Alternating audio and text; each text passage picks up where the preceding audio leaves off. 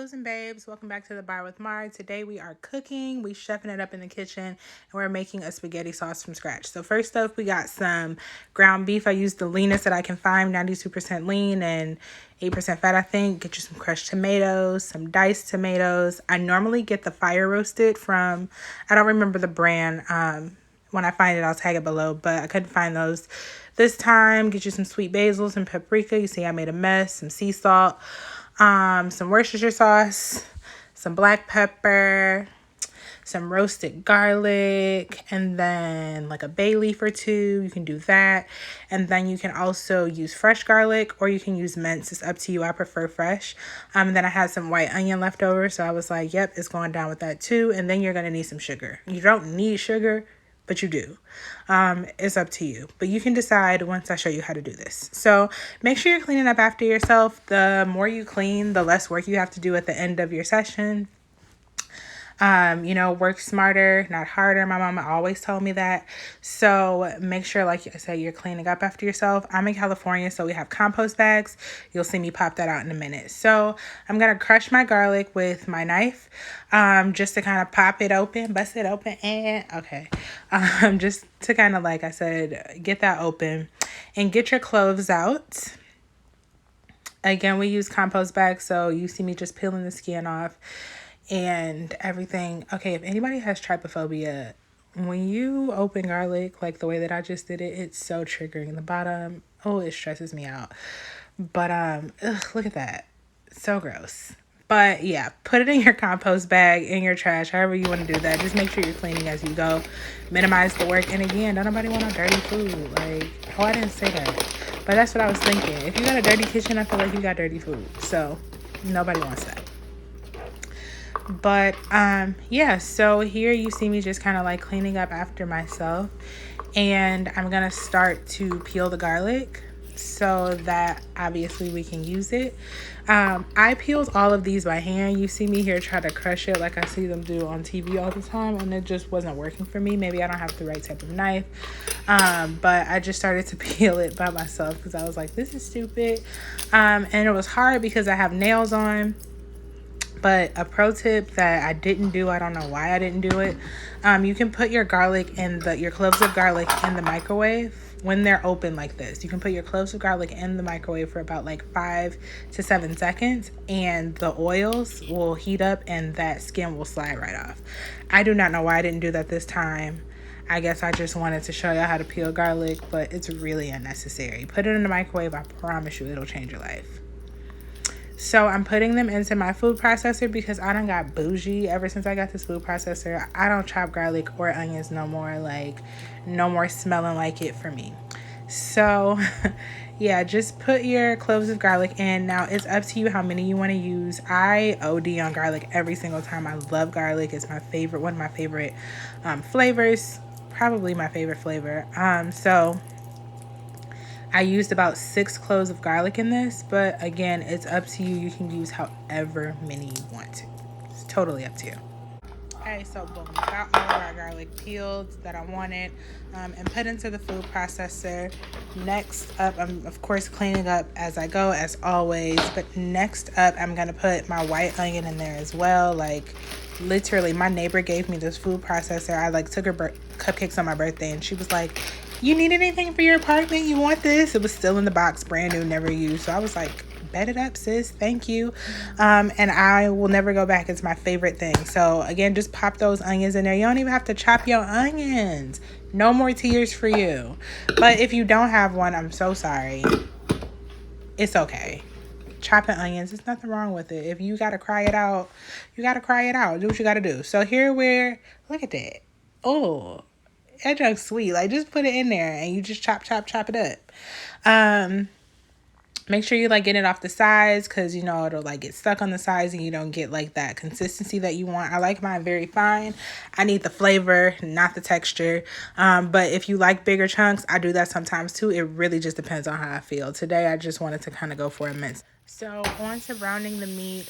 You hear that sizzle? That is my favorite sound. So we're gonna brown our meat on like a medium high heat. You can put like a little bit of olive oil in your pan. It just depends on the type of pan that you have. I've never had any issues with my meat sticking or anything like that in this pot in particular, so I don't. But yeah, you just want to get that brown going.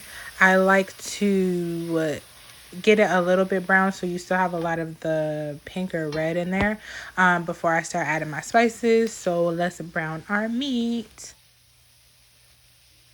And also I'm using this time while I'm browning to break up the meat with my spatula. You just want to do it before your meat is browned because it'll be harder to break up. It's like trying to break up a hamburger with a spatula, like that little flimsy thing that, no. So just make sure you're breaking up your meat as you go.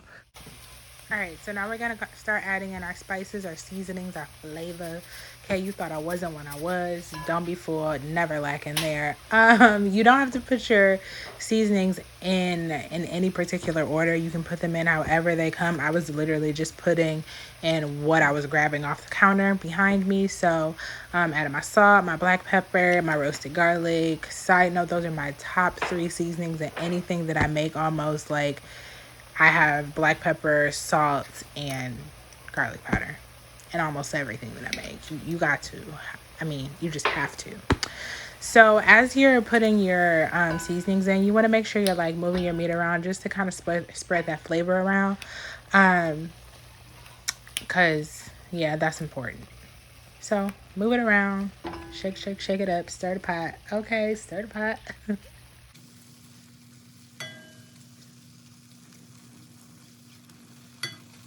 All right, so our meat is almost done browning. We got a little bit of pink in there still. This is the perfect time to add in your onions and your garlic. So of course, when you cook ground beef, it creates its own grease. That juice at the bottom is going to prevent the onions and garlic from burning, which is the absolute worst in my opinion, because one, it fucks up the texture, and then two, it doesn't taste good. Like, it doesn't taste good. You can definitely taste that char. So again, it's perfect time to add in your onion and garlic. You don't want to let it burn. Keep it moving, keep it moving, keep it moving.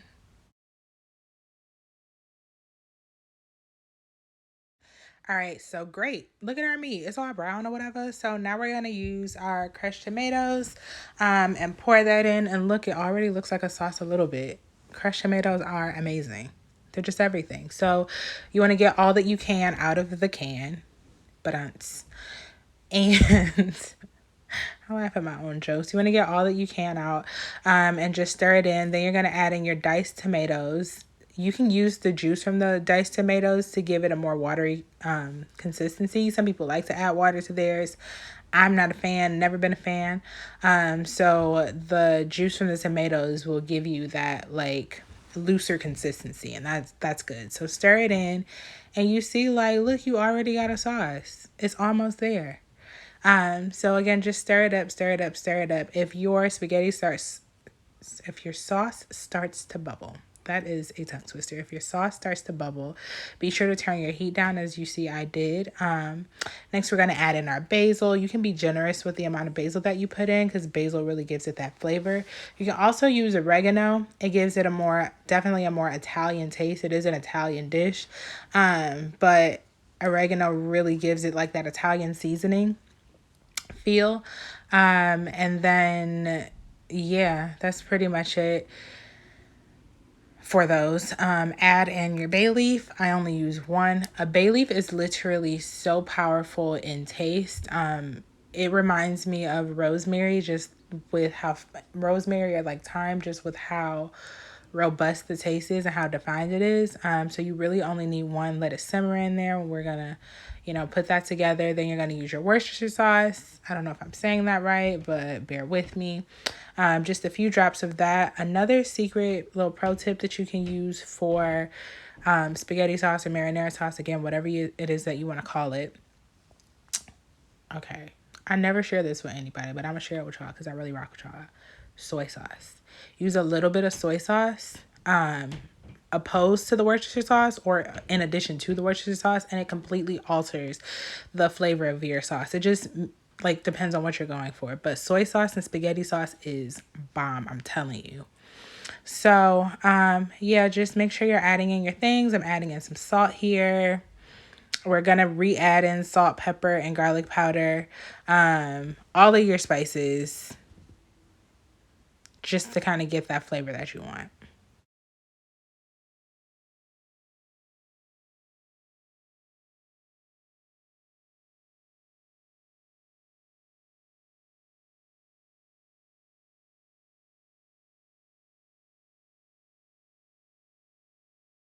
All right, so we got our spices in there for the most part. Let's see what it's hitting for. If you a real chef, if you really body, you really cook, you know you got to taste your food as you go, because how else you going to know what it needs? Like, you got to eat it. So just make sure you're taste testing as you go. And cleaning your utensils. I mean, it's just me, so if I wanted to double dip with my fork, I could, but I'm used to being in a family of 4, so I don't. But it's your prerogative. That was irrelevant. Anyway, back to the sauce. I know what I need here. I'm like gonna let it stew just a little bit more while I get the rest of my ingredients together. All right, so we've let our sauce simmer for a little bit. Now I'm gonna add some sugar and listen, I added a lot. That was truly an accident. But it's okay. I like a sweeter sauce because the sugar breaks down that acidity of the tomatoes. I think it's the diced tomatoes because it has that juice in there. When I tasted it the first time, it was just very tomatoey. And you're like, Amara, it's a tomato sauce. Duh. But I'm not a tomato girl, so I have to alter it to my liking. You could not put sugar in this recipe, but I don't think it would be good. I would recommend just using a little bit and then, tasting as you go to see what you need. And I tasted it and I thought it was good. So, boom, there you have it. So, on this day, I decided to spice things up a little bit. Pun definitely intended because I used some chili flakes. Now, you do not have to use chili flakes. I normally do not use chili flakes, but I had them and I was just like, why not? So if you do have them and you like a little bit of a kick to your spaghetti, you can definitely add you in some chili flakes and boom, spicy, okay? All right, so we've got our sauce. So you want to let it simmer for a bit, about 10 to 15 minutes. Do a taste test here. See if you need to add anything. If it's good, then let it simmer, like I said, 10 to 15 minutes. If not, add it little by little just to get that desired taste. If you want to eat it that day, you can, but if you let it sit overnight and then reheat it the next day, I promise you it's going to slap those flavors all blended and oh, it's so good. So yeah, there you go. That's spaghetti sauce. I don't have like a still of it, but that's what it looks like. A whole pot of spaghetti sauce. I hope you guys enjoyed it and found this to be an easy recipe. Make sure you clean up after yourselves and enjoy. Make this tonight and let me know how you like it. I'm excited to hear from y'all. Deuces.